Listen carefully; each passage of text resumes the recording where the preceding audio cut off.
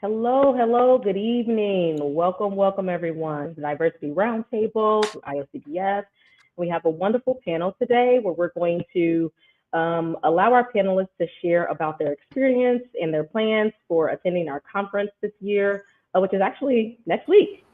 So, my name is Darlene Davis Goodwine. I am a psychologist and parenting coach, and I have been tasked with fostering this safe space where we cover advocacy in action, where we talk about taking the knowledge and awareness that we have about differences, diversity, equity, inclusion, and we form it or formulate our discussion around ways we can turn that knowledge and information into action. So I'm going to give you all a little bit of time to join us. It always helps to hear where everyone is joining us from. So feel free to use the chat space so that we can engage. As the panelists are talking, I will be trying to engage with you all in the chat space. So please feel free to use it. While we're waiting for folks to join us, there's always this wonderful disclaimer I have to give, where we inform our audience that while this is a live stream and educational, keep in mind it's not intended to be a place for therapy. We value and honor experiences, and we know that this is a safe space to bring folks in the OCD community together. And so for that, we want you to feel free and comfortable to share. In that same effect, we want you to be mindful that this is social media. So we ask that you use this as an opportunity to connect with us, to keep in mind this is also an unprotected space for certain content. So we want you to have that awareness, and we also want you to know that in the event you are experiencing a crisis, IOCDF has a crisis line. You are able to access that crisis line by calling 988. It is a suicide and crisis lifeline. We ask that you also consider going to your local emergency room or calling 911. In the event that you are also seeking support and treatment, there you can access provider information or contact a local clinician using the IOCDF online resource directory. There is access to those avenues to connect with trained clinicians near you. In the event of a dynamic happening where we experience some type of conflict or context, one of the things that are super important about this space is we have a few agreements. We agree to honor and respect those differences while also hoping to model what it means to share and convene around both shared experiences and experiences where we may not align. And we do that to ensure that we have a safe and respectful and kind environment and space. Know that all opinions, perspectives are welcome. And note that when we are engaging around that context, we will welcome that context and also understand that this platform is intended to be safe and open, but also it's recorded. So again, I keep saying that because this is social media and we've had quite a few experiences. So with that, hopefully I haven't held you all hostage too long. We had some folks join us. So I would like to now shift our attention to our panelists who have agreed to join us this evening to share about their journey to the conference and what they hope to accomplish this IOCDF cycle or conference cycle. And with that, I'll turn it over to you folks.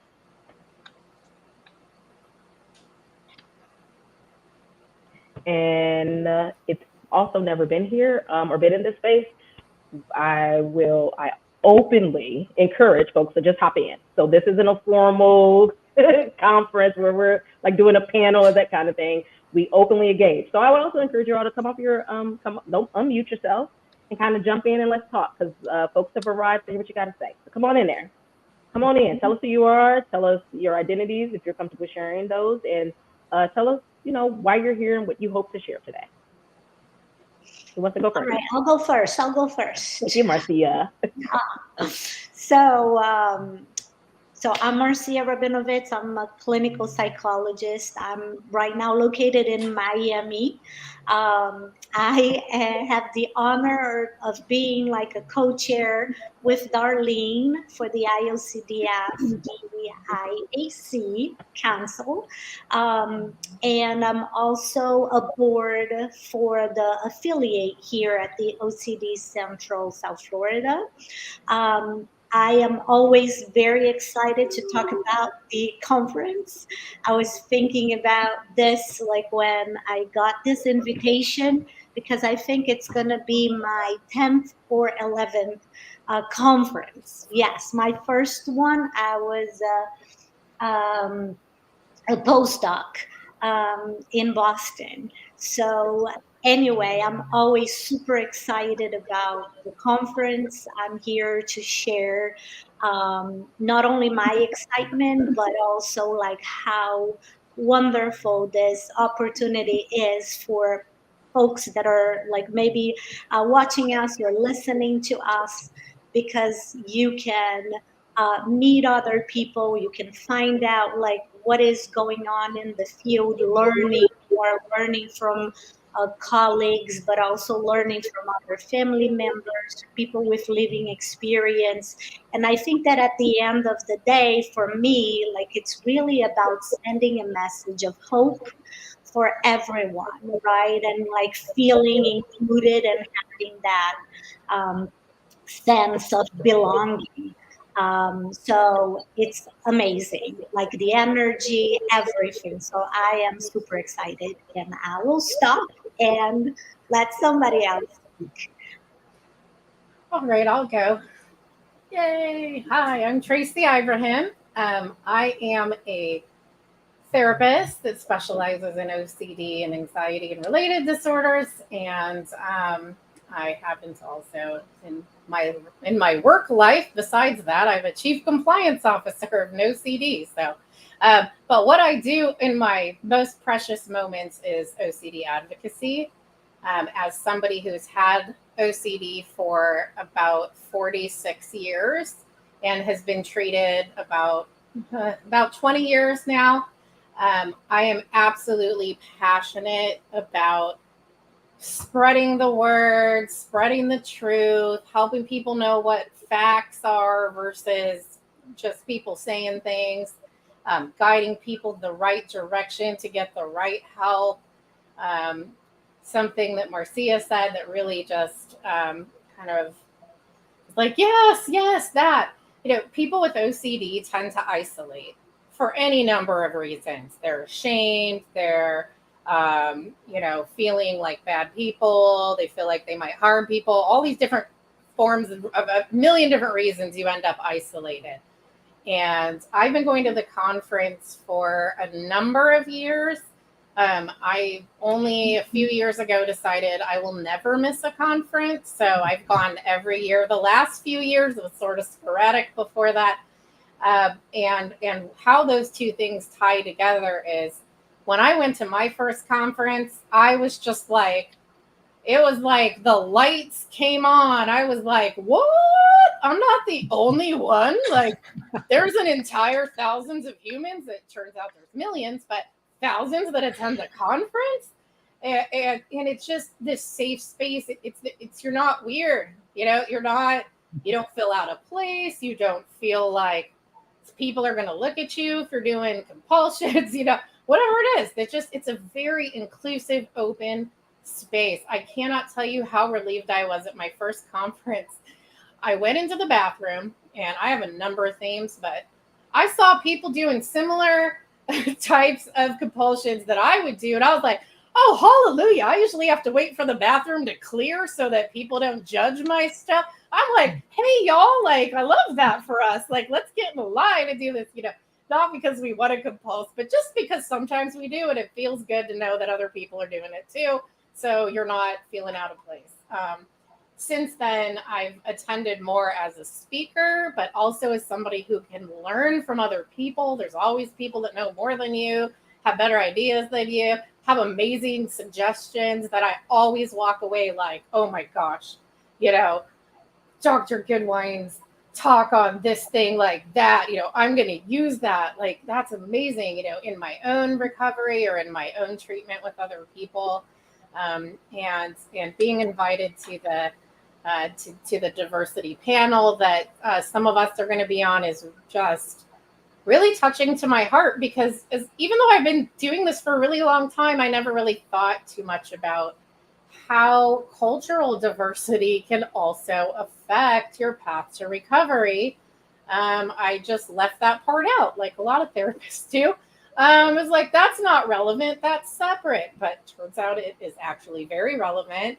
And I love that this is the first year I'm like, oh my gosh, not only am I just now figuring that out, but I'm going to share about it. And so with everybody else, and I'm just like, ah. So yeah, I just love it. I love it. Doesn't matter. You have an anxiety disorder, you're like freaking out. There's like 1,000 other people doing that. There's a space that's safe for you to go at the conference. There's people that will come to your room if you're just feeling like you can't come out of your room. People will come help you get unstuck. Like, it is the most supportive, delightful thing. It is more than a conference. It's like I don't even know what we can call it. It's like a universe that opens up one time a year, and that is It's our little bubble. It's our little bubble, Tracy. I love it. I'm just like, oh my god, oh my god. So yeah, so I can geek out forever, but I'm gonna let somebody else share their extreme excitement for the conference. So, Uma, do you want to go ahead?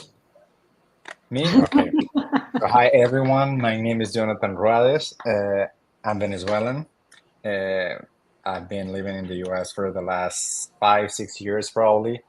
I've had OCD since, I think one of my first memories in life is me having an OCD episode. Now I can recognize it as an OCD episode, religiously themed.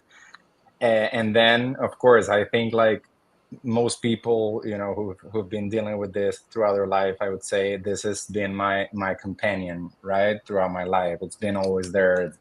It's shaped, you know, something as small as my morning routines to something as important as my how I make, you know, important decisions in life.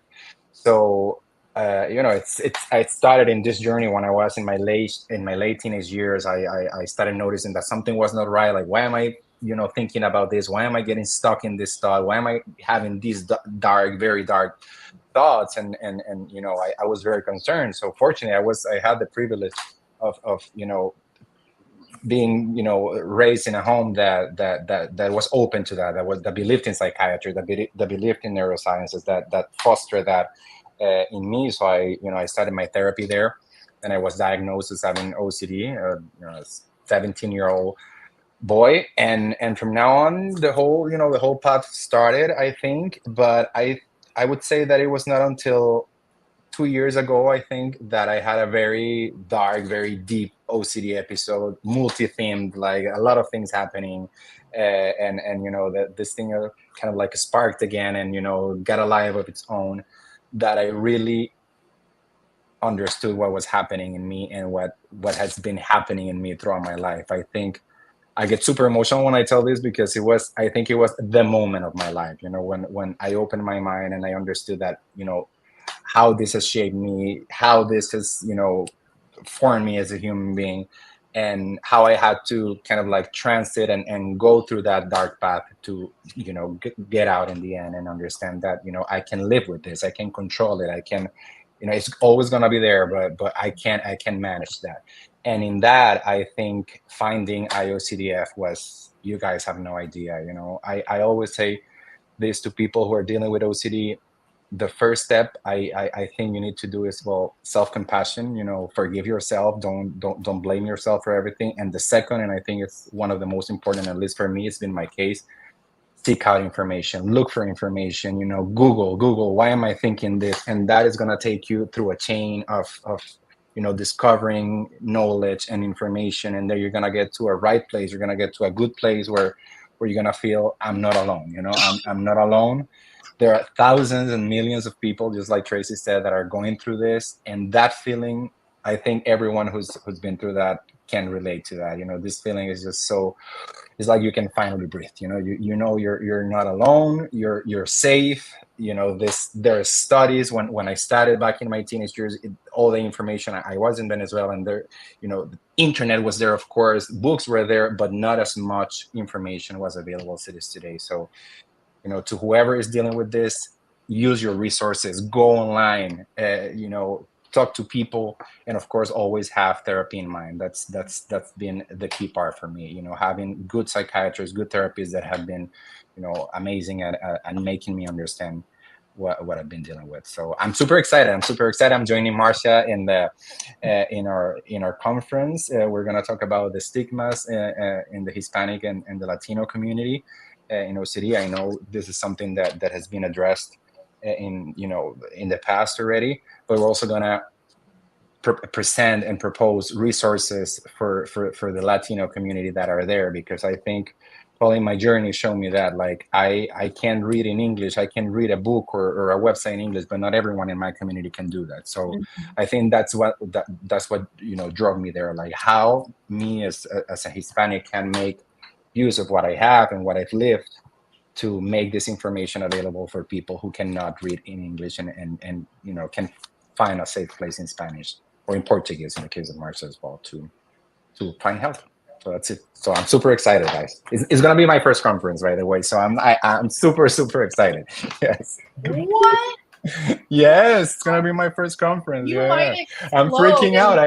I submitted the thing Twitter. and I'm freaking out, you guys. I submitted the idea and I was like, no, this is not gonna. And when they said, wow, oh my God, I need to start preparing. Then they connected me with Marcia and with Romina, who's another panelist that is joining us, and it's been amazing. I think the expectations are high to provide you guys with a great presentation, a great. Oh gosh. So let me just say, Jonathan, you already have 4 people you know, so that should make it easier. Well, 5 now because you're other panelists. So when you see us, act like you know us, okay? Don't be acting like you don't know us. Yeah, for sure. I'm gonna be there. Like you guys need to push me to the stage or something if I get too nervous. I'll come up. If I start compulsing. I'm pretty approachable. I'm very open to engaging. That's my favorite thing to do. So awesome. I'll come Thank you. I first. appreciate that. Perfect. Thank you so much for that. Thank you. I guess that leaves me. I have no problem talking, but I wanted to hear everyone else talk first. Let's see how short I can keep this.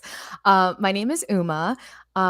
First and foremost, I'm here because I have OCD. I've had OCD my whole life. I went undiagnosed and untreated for 25 very long years in which I was a completely different person than I am today. I was at my worst, fully debilitated by this disorder. I was housebound. I was a college dropout. I was chronically suicidal. And it is just so devastating that I lost so much of my life to this disorder, not just because, we can't control to this point that we have the disorder, but what exacerbated how horrible the experience was so many intersecting parts of my identity, including being born into a South Asian home where there was no mental illness awareness whatsoever.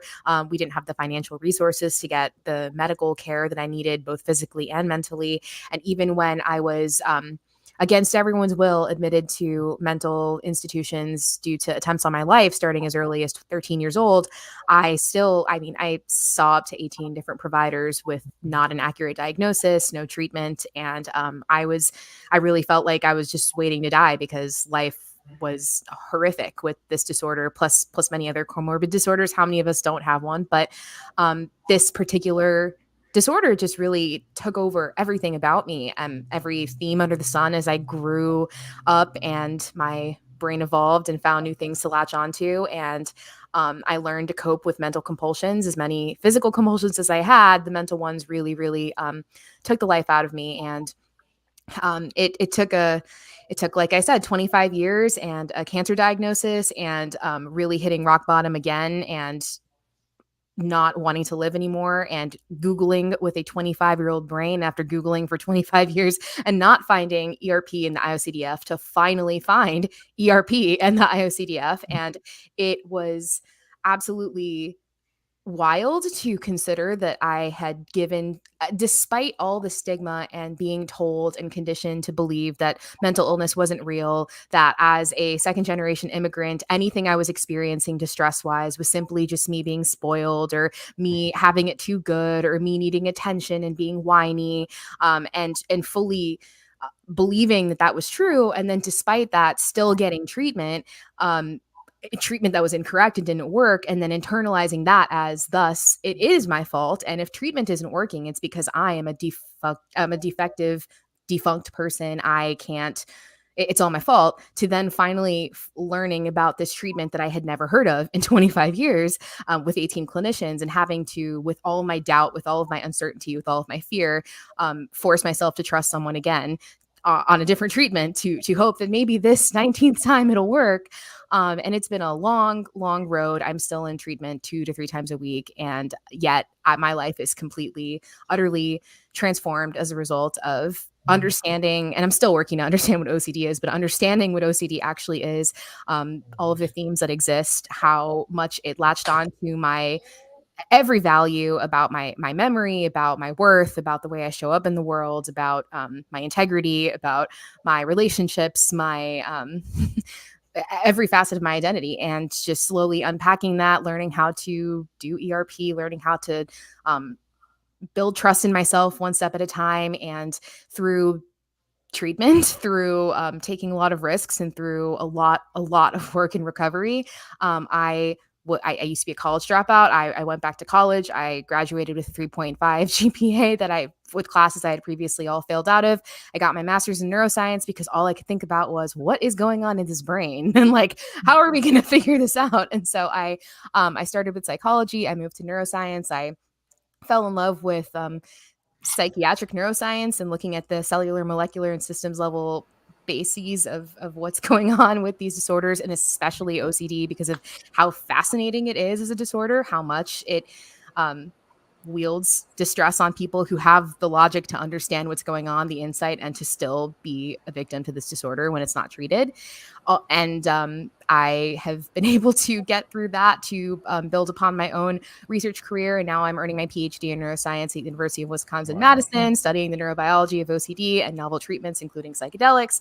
And I'm really here because I am someone who epitomizes the fact that you can have OCD and you can be still struggling, because I don't identify as someone who is, on the other side of recovery, whatever that means. I think everyone conceptualizes it differently. For me, recovery is the fact that I'm alive and that I'm trying and that I still believe that I can keep getting better and I can allow myself compassion, that foreign concept of compassion, to keep existing as I am now.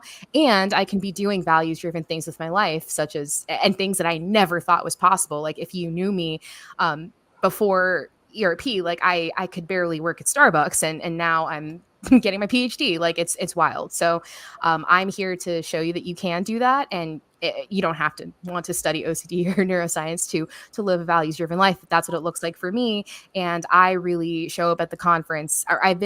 I've been to 2 conferences, and I didn't know it existed. I had no resources to be able to attend anything like this until the past 2 years, where I attended as a researcher and then realized that this is a conference where people with lived experience go, which is not typically something you find in the field.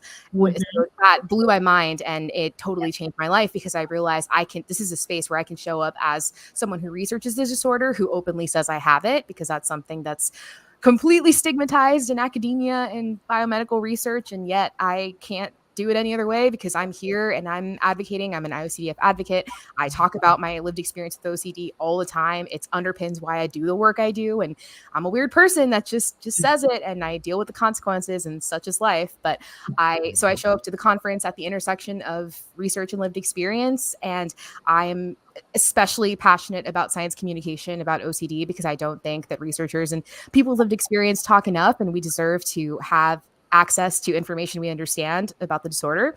I also am especially passionate about raising awareness and representation for people who look like me and people who look different in the community, people who have marginalized identities, because I mean, something that really drove all the stigma I lived with and the lack of support I had was the fact that I didn't see anyone who looked like me. I was then being told by my community that it didn't, mental illness didn't exist, and that I was just a problem. And it's just wild how much not seeing someone who looks like you, have a condition like you, or talk about anything remotely related to what you're experiencing really reinforces the idea that mental illness is only for, white, rich people. And that's just absolutely not true. And also, as Darlene and everyone here is so passionate about, OCD morphs into and latches onto anything that you value, and that is a part of your identity, which looks very different for people from different ethnic and racial backgrounds, religious backgrounds. I ended up joining a religious cult because of OCD. That's a whole side story. So that looks very different for me. People who are disabled like myself, like it's just, we need to raise representation and awareness for what the journeys look like, not just for how treatment looks like for those people, but also the barriers that they face and the grief that they face for maybe how much more time and they lost as a result to not having access. So that's why I'm here as well. And I will be presenting at the conference with Darlene and Tracy on a panel called In My Shoes, talking about the very different experiences we've all had as individuals from minoritized identities or treating the disorder as well, and how we can be more inclusive and truly supportive of people who look and have lives like us. I will also be presenting as a researcher on the psychedelics and OCD panel, talking about the state of psychedelic research for OCD. And I will also be talking about peer support on a panel because I am also a mental health care specialist. So yeah, I am so excited to be here. I'll shut up now. I told you I could talk.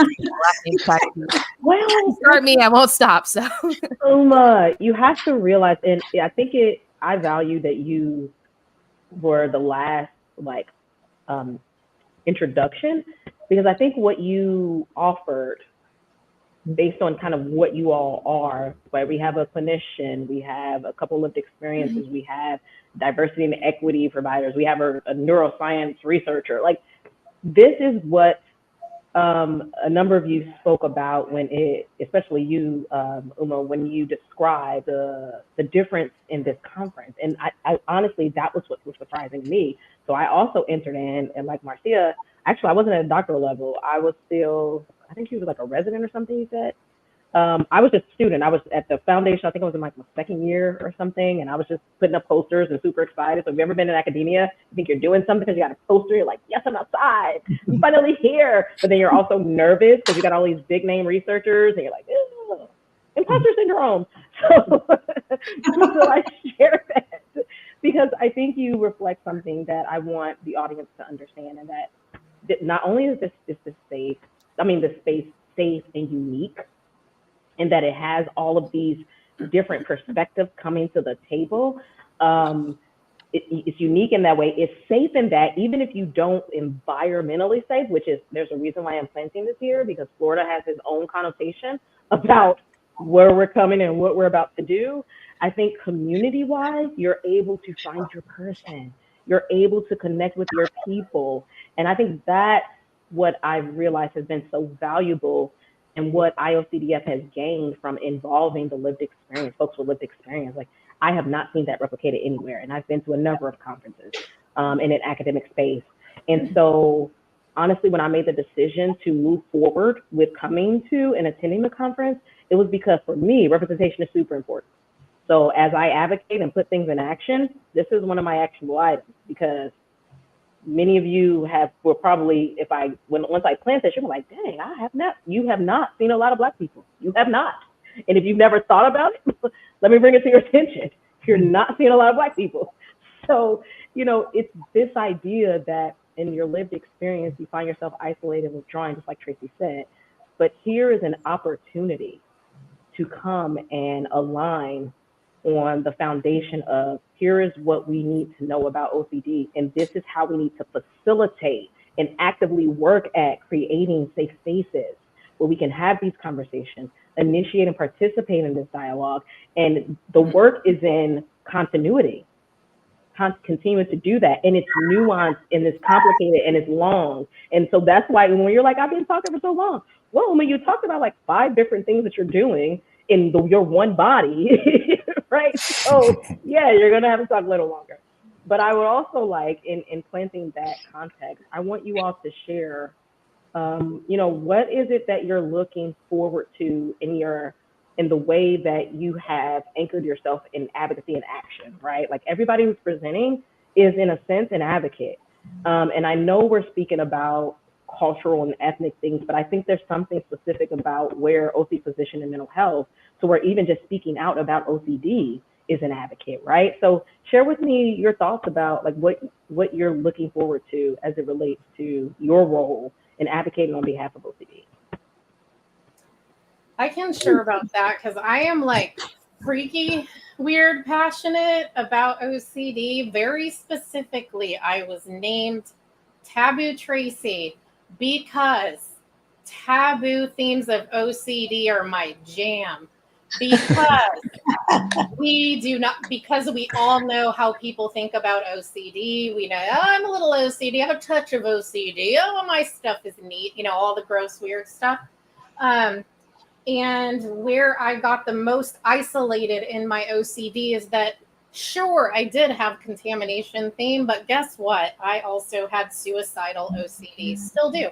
And other themes that would come up that got misdiagnosed over and over and over again that I didn't even know were themes because I went to a million professionals that didn't know they were themes either, I'm assuming, or they would have shared that, hopefully. And it took away almost 8 years of my life being locked away in institutions where the people who were supposed to be treating me and helping me understand what was going on were the ones doing really the most damage because I thought I was a dangerous person. I thought all these things about myself, and the treatment providers who I saw who were not educated did more harm. And then, of course, told my parents, yeah, she got to be locked up. So, I mean, I did almost 30 psych hospitals and facilities for almost 8 years straight, just a little short of that, from 11 until 18 and a half. And as much as that is a painful experience, my joy is talking about it as much as possible.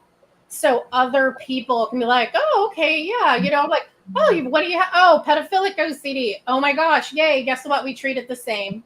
Not a big deal. If just one person would have even just been like, oh, that's suicidal OCD, that's okay. We're going to treat it differently. We're not going to take all your clothes and shoes and lock you in a room and tell you you're not safe or that you're going to hurt somebody else, then it's just OCD, And so every single person I could talk to, whether it's at the conference, whether it's people I treat, whether it's, on my Instagram, whatever it is, wherever I am, I'm always like, hey, guess what? I'm like, oh, do you suffer from that? No big deal. Oh, no big deal. Here's facts about that. Same as everything else. Not a big deal. My life goal is to be able to wake up one morning and just be out like at a grocery store and hear somebody be like, oh, yeah, no, that's too bad that you have that OCD. Wow, that's awful. Gosh, that's got to be really hard for you. Yes, I have heard of homicidal OCD. Yeah, not a big deal. Sounds exactly like, what I know. I just want everyone to talk about it like they know. So people like me and the millions of others who've suffered can actually just be like, yep, not a big deal. I can go talk to somebody about that. I can bring it up and I can speak. And I know what is the accurate and proper treatment for that. So I just, woo! Yeah, I get very excited every opportunity, actually. Anywhere I am, somebody's like, oh, we're going to talk about a thing. I'm like, me! Please let me do it. I might legally change my name to Taboo Tracy. You never know. That's a nice ring. So, but yeah. Is it at least an Instagram handle or a social media handle? It is right there. It's my Instagram. It is Taboo Tracy. Yeah. And actually, it's funny. The person that gave it to me is a coworker of mine, and he's just like, listen, every time somebody wants to talk about anything taboo, I'm like, please let me at least be one of the people. Why? I get offended when they don't ask. I'm like, why did you not ask me? I feel like now I've got to not share with like potentially 4 more people. Yeah, it's just that's the magic of taking the taboo out of OCD, right? Yes. It's amazing what that does. Yeah. So that's where I really want to hold the space. I hold the space for like, you know what you haven't talked about? Taboo themes of OCD being the same as all other things and not a big deal. What? And here's how to treat it properly. What? Like, yeah. Yeah. Good. Sure does. Yeah. So who'd like to share next? Ooh, I just hit my.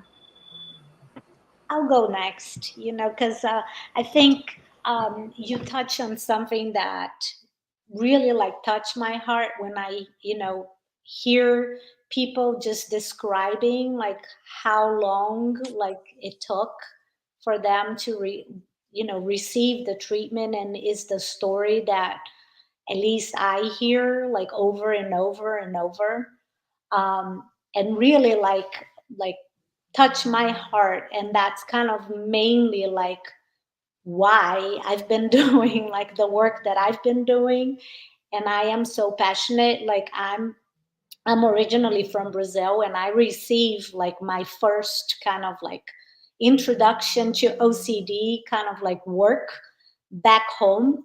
And then I moved like to the US, and I thought that here things were going to be different from home, where like I, as a student, never heard of OCD.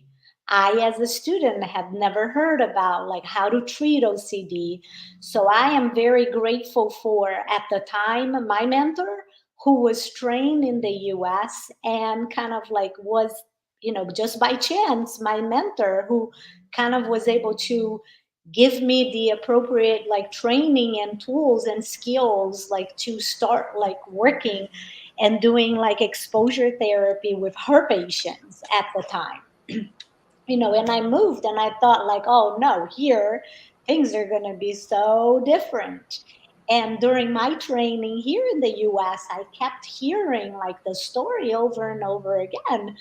And that's kind of like how like I got myself involved, like, coming, like I lived in different states in the US, and I kind of like had like my own experience of seeing like how like regionally like you can find more or less resources, you can find more or less providers like that are able to diagnose properly OCD, and not like freak out when people say like what are some of the symptoms, and like do more harm than good. um, and I think that part of coming to Florida, like, and noticing as well, like for the Hispanic and Latinx community, how there's so like difficult access for many different reasons, right? That we all know, but well, kind of like really bringing more education, awareness, training providers here, being aware of how many grad students like in Florida had no clue about like what OCD is, how to treat OCD. And that's kind of pretty much like how I've been, dedicating like my time, aside from my treating my own patients. But I think it's not, we can't just stop here. I can't just be in my own space and be okay when like there's so much more to give, and that's kind of like my role. That's how I got involved with the local affiliate, how I got involved in supervision, um, in anything like bringing awareness, bringing education, training, anything. I'm so glad you said like that. in- I'm so glad you said that. I don't know a single human, and I know a lot of humans that are therapists, not all in the US, by the way. None of us were trained to know anything real about OCD, how to assess properly for OCD, what all the various ways it could show up, and did not learn ERP. I didn't say nobody. I said I don't know anybody, and I know a lot of therapists. So I didn't get trained in it. We got trained wrong. So thank you for saying that. Thank you for saying that, because that drives me nuts. Nuts. And Marcia, what I love about what you said is that, and I'm hearing a theme, and I imagine it's going to replicate itself too, because I think I was awarded the opportunity to be in this space. And I say awarded the opportunity to be in this space because I'm a researcher. I don't have lived experience with OCD. And so I value that and honor that. And I was brought in through my training, and I stayed because, like most of you, I noticed there was a huge need.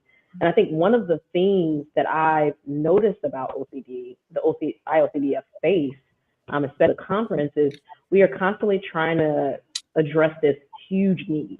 There's always this need, whether it's down to the specificity of the symptom dimension to the broad context of culture and race. And I think that's the thing that aligns us often, right? And so even as the folks are coming back around who haven't spoken, I would be curious to hear, like, what void do you perceive yourself to be addressing and feeling, like feeling like FILLING, not feeling like FEEL, right? Feeling, because as we all know, there's work to be done, and there are huge gaps in this space. And being in this kind of work, it can often feel overwhelming. It can lead to burnout. And so I want people to take away not only this idea that it's important, but we have to be mindful and utilize our communities to keep building and growing and connecting, because it's through numbers that we are able to persist, that we are able to knock down the big walls. So yeah, I'm curious for the folks who, and feel free to chime in, other folks who've spoken, but I'm curious to hear more specifically, what gaps do you think you're filling?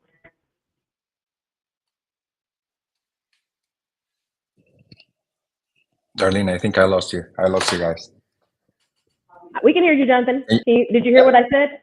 No, not the last part. I was losing you. Oh, yeah. Okay.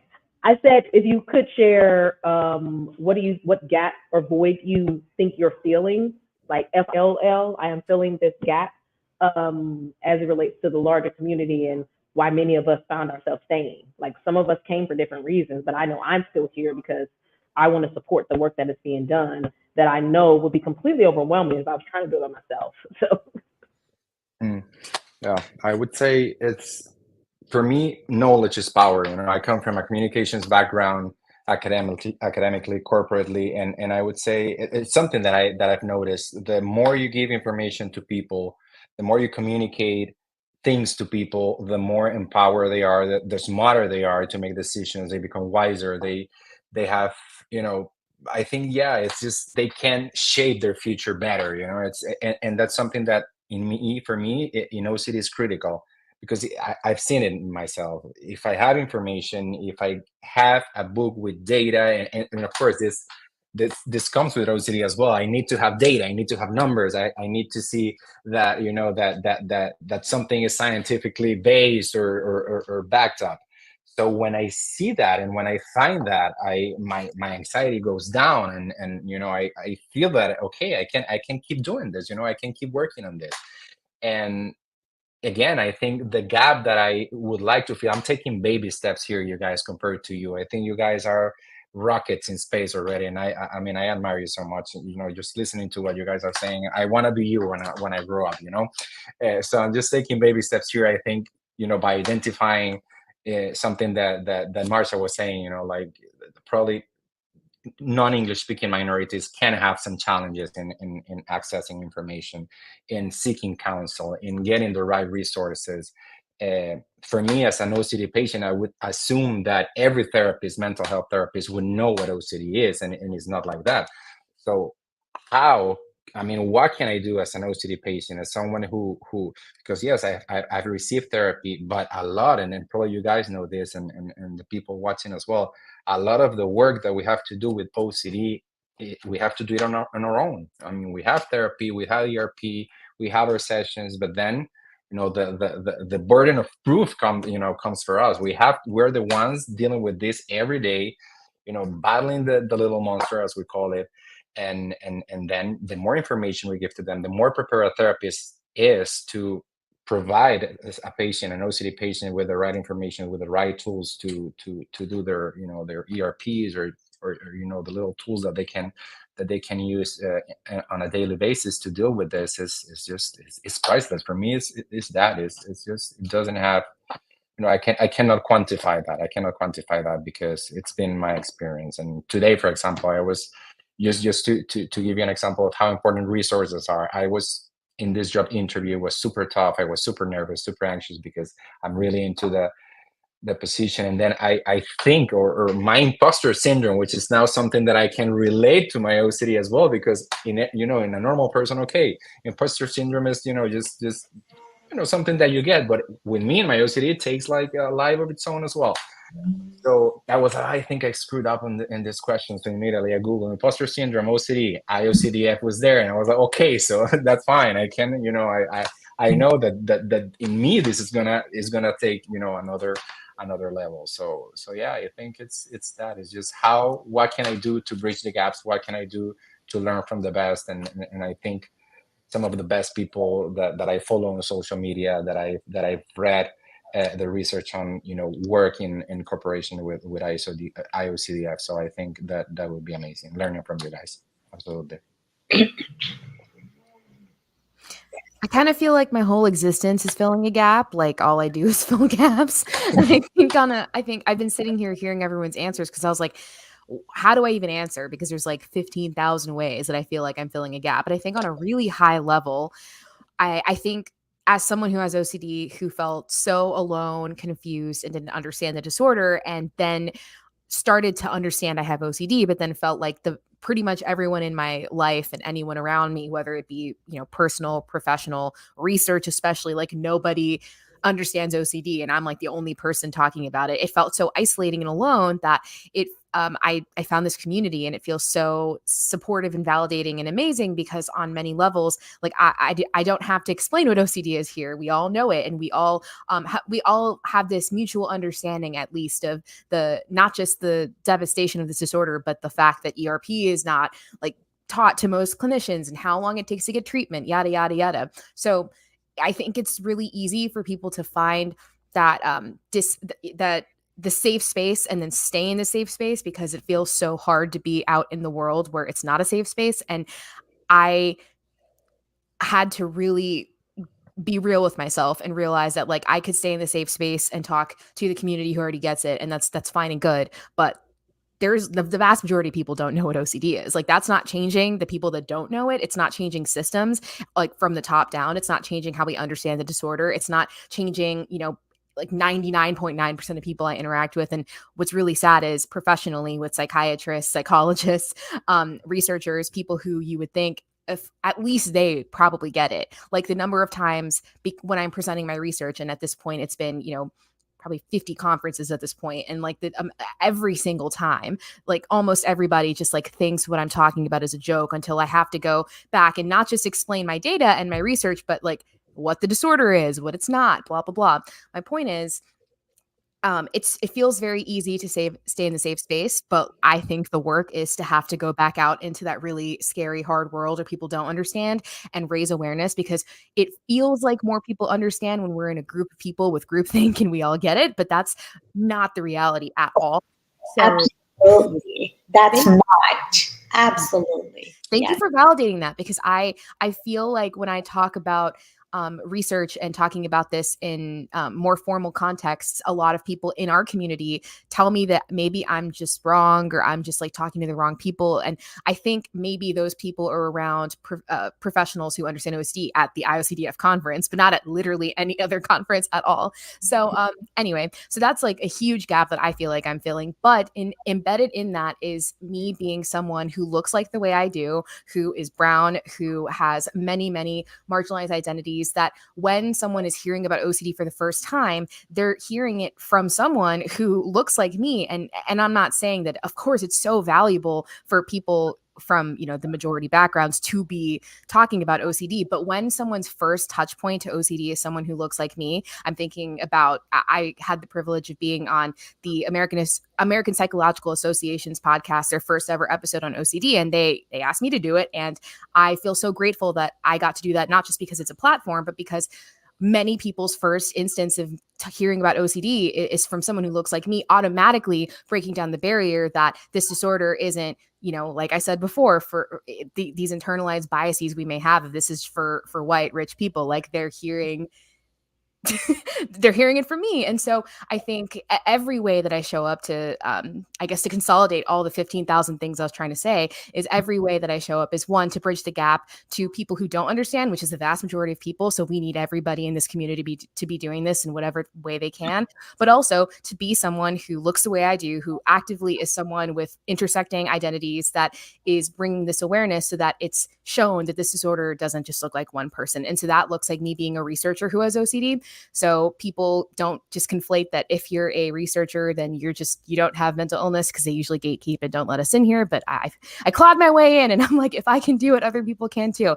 It looks like being, yeah. So just show up as you are and take up space. I'm working on it, and you can too. Last thing, also taking leadership positions in your local community, because it's amazing to be an IOCDF advocate and to speak out large to the global community through, live streams, through my podcast, whatever. But I'm also the vice president of OCD Wisconsin, because we need to do things in person with people locally and to show our face and not just be on the internet. We need to meet people and connect with people and give tangible resources in person, which is why affiliates exist too. So bridge those gaps too, you guys. You all, I wish I was on a Apple thing where you could go like this and it gives you all the balloons and the confetti and the claps and all that. Like, I would love for that to be my platform. But you can still clap. You can still clap. Use my confetti. Confetti. Firework. So, for the sake of time, we have about a few more minutes. So, I would love to say to those who have opted out of joining us in Florida, we validate you, we value you, we appreciate you, we honor your position, we see you, we hear you. You are important. Your position is important. I want to be that person. That is my personal position. Darlene Davis Goodwine. That's my personal position. I want to say we will miss you, and we hope to see you next conference. And we hope you've taken advantage of the ways that you can connect via hybrid. And I want to bring in the panelists, and maybe you all share what you would like to say to the folks who will be there, whether it's in what's the word? I can't. It's virtual. Yeah, in virtual, but in what's the thing where you fight against something? Not rally. Protest. That P word missed me all. It was like boom. I was like dodging it. What was that? In protest of this experience around the concerns and fears and worries of various communities, we honor you.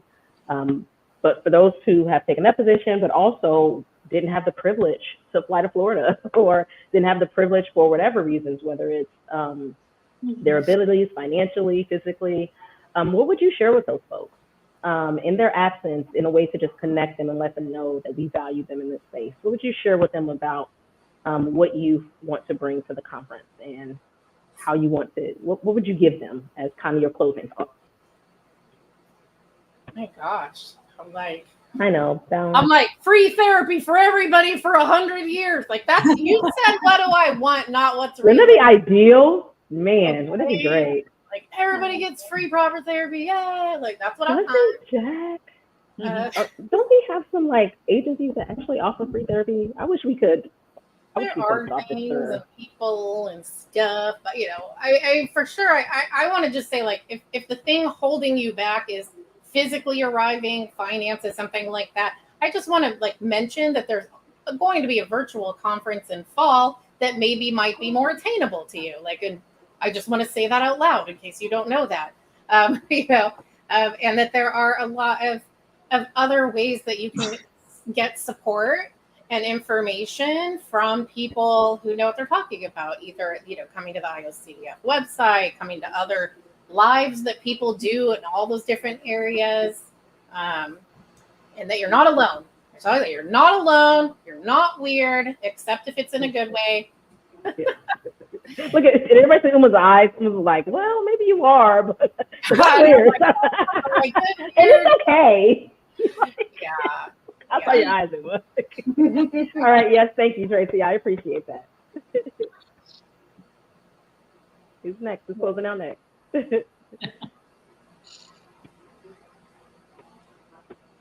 Marcia, you want to go next?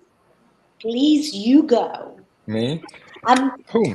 I'm staying, you know, You're there, like quiet, I'm quiet for now. like a lioness there waiting for. Let me see what I would say to them. I mean, this is gonna be my first one, and I know a lot of people right now are going through a lot of financial turmoil. I know this is something, and I can see it closely, and I know it's hard sometimes. So I think my best piece of advice would be, use the resources you have. Just in this, be practical, be pragmatical. As I said before, go online, talk to someone, even if it's not a therapist, someone who you can perceive, is open-minded, who's not going to judge you, someone who can, because it has worked for me, like you have a friend, you have a relative that is not gonna judge you. It's not gonna say, oh, you're gonna harm someone just because you're thinking that. And probably that conversation would lead you to do something else, to look for some resources. Maybe this person, had read something about it, or can like connect you with someone else. And as what you can do yourself alone in your room, just go online, check, and always look for good resources, reliable resources. Don't believe anything that you see on social media, on YouTube. Just Reddit, you have a don't. yeah, no, Reddit, please don't. And especially, and this is something I've been learning. I mean, especially and now I can recognize that a lot of things and a lot of themes that I've dealt with in the past are OCD as well. So you have to be careful with that as well. Don't probably because you're thinking this or feeling this. It's just what Tracy was saying. You could be misdiagnosed, or you can be categorized into something else. So I think that would be the key. Just looking for information on your own and looking for good, reliable resources. And do that for as long as you can, because the more knowledge you have, the better. And come join us, in the fall for the online conference, and whenever you can, physically in one of the conferences. Great plug, John. I think I completely forgot about that. That's my proposal. My proposal was pursued. Completely forgot about that. Great job, Jonathan. All right, Marcia, Uma. Do I need to tag one of y'all, or one of y'all jumping in? Uma's gonna want to go last. Go ahead, Marcia. We can change that. We can. We absolutely can. We can support her. Yes. Uma, why don't you go next? But you're already unmuted. And so are you. You were unmuted first, so. All right.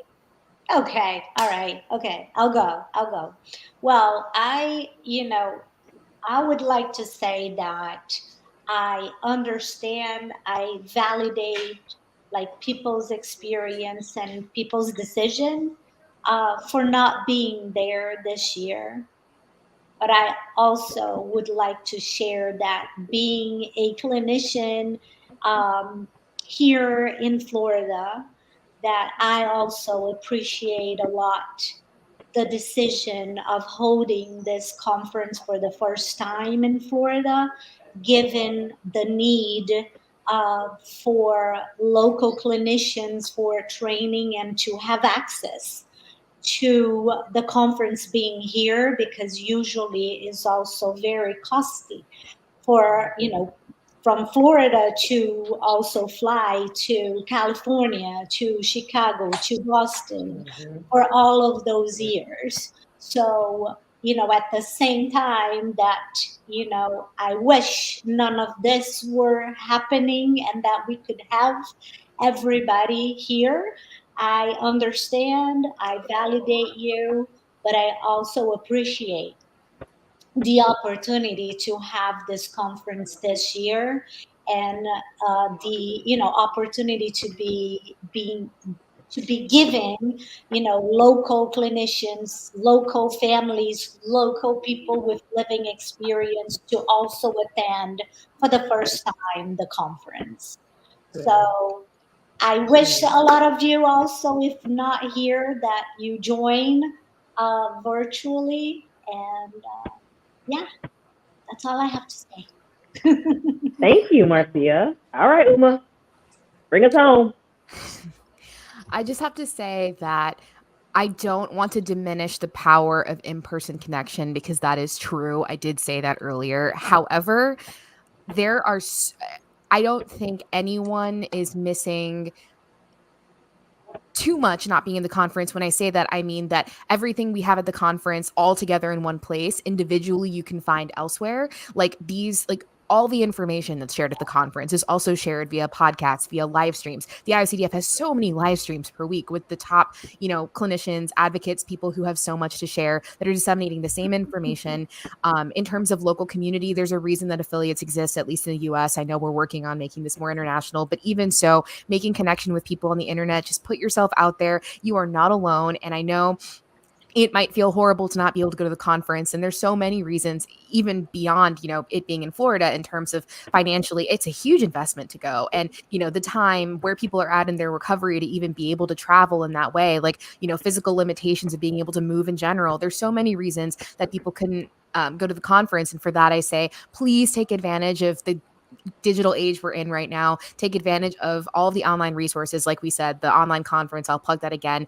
And also just reaching out to people and building community. We all, like, people are beautiful. People love connection. People want to be reached out to and talked to. I think I can't believe how many times I talk to people and I was so afraid to say hello to them on the internet or in person. And then when I tell them that, because I have no filter, they're like, oh my gosh, I had the same feeling. And we're all just hiding from each other because of our fear of not being accepted or not being cared about. And believe me, like, just put yourself out there and allow yourself that. And thank you for being here today and showing up for yourself. This is all an act toward your recovery and to your community, and you're allowed to have more.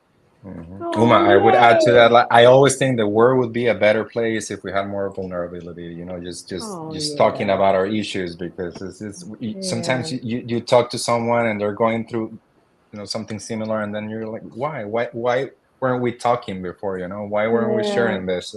It's just sometimes it's mind blowing. Like, why aren't we doing this more often? Yeah. I love that. And that is a perfect way to close, because I think this is exactly why the conference visits different cities, different states, is to offer the opportunity to engage. And while there's to be done, especially in this diversity space that I host, I want you to know that we still have the freedom and the right to create circles that work for us. And just as much as there's diversity in OCD, there is diversity in the folks who decide to join us. And so I hope everyone has the ability to find their space, find their circle. If not, you can always come find me. I'm gonna talk to everybody. Just like I said, Jonathan, I'll come up to you if I know your face. So feel free to tap me on the shoulder. Like, hey, you gave me the invitation to just walk up to you at any point.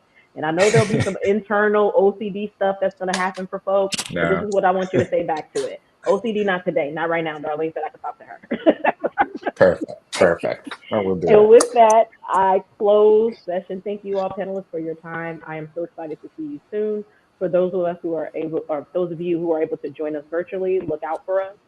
We have a lot of information we would like to share. All are welcome to our spaces. And I'll close with that. We shall see you all after the conference. Have a good evening. Thank you all.